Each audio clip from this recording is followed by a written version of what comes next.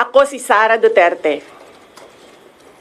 Tatakbo bilang Pangulo ng Pilipinas.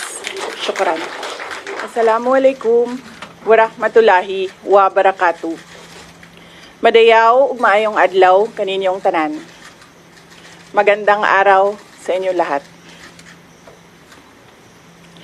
Proverbs 19 verse 21 states, "Many are the plans in a person's heart, but it is the Lord's purpose that prevails."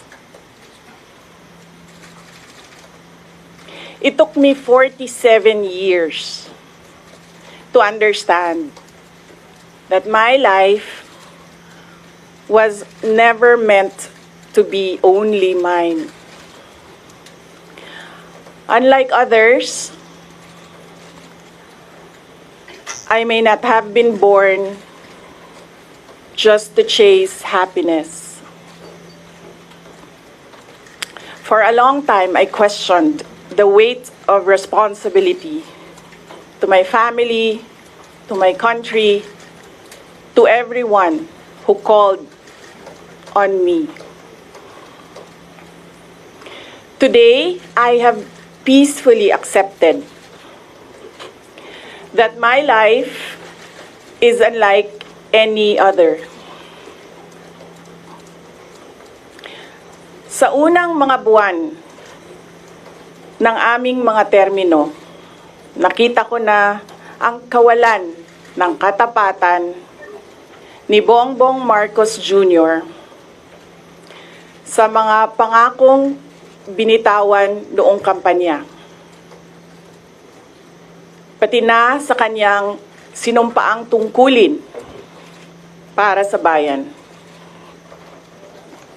Dahil hindi ko kinaya na maging bahagi ng 2025 national budget na tadtad ng katiwalian, pinili kong umalis sa kabinete.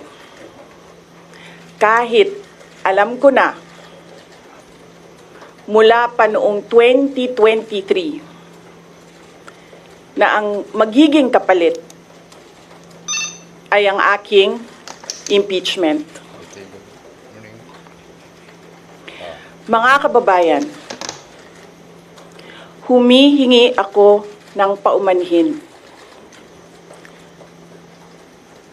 Patawad kung tinulungan ko mahalal si BBM bilang Pangulo ng ating bansa.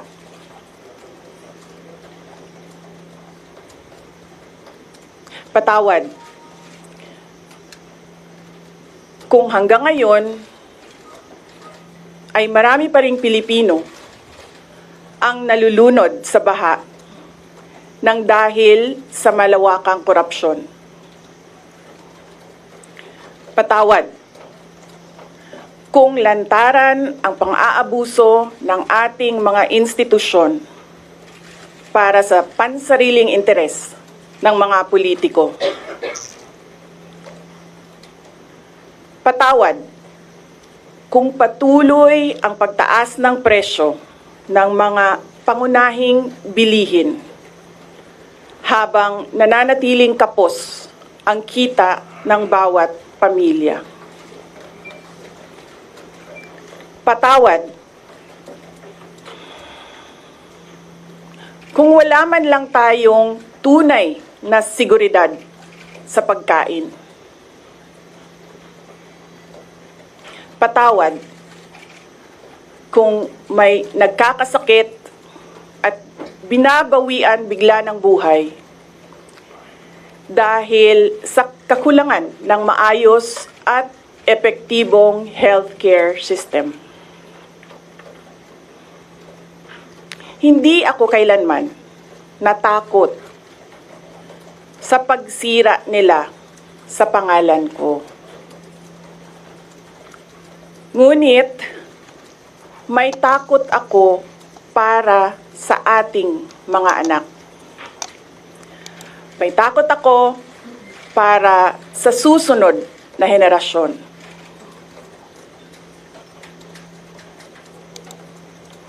May takot ako para sa mga kababayan nating walang bahay sa ibang bansa.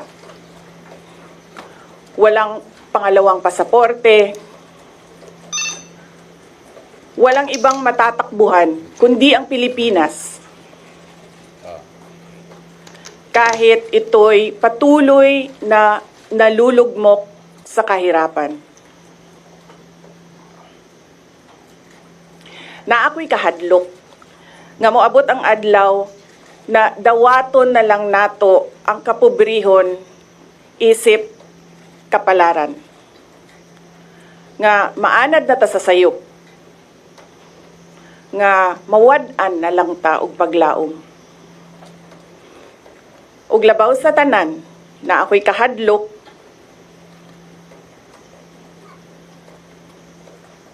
nga moabot ang adlaw nga wala na tay Pilipinas nga ikahatag sa atong mga anak.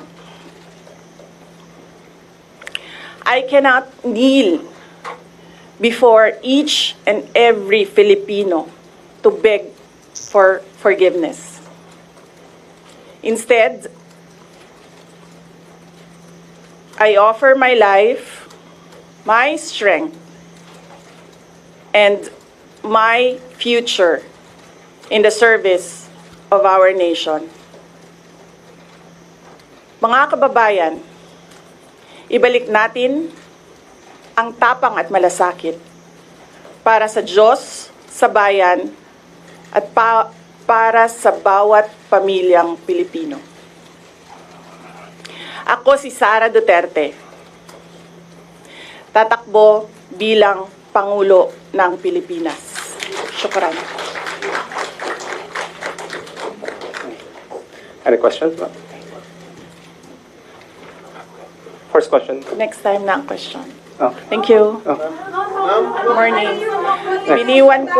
Iniwan ko kay JC yung kabuuan ng speech.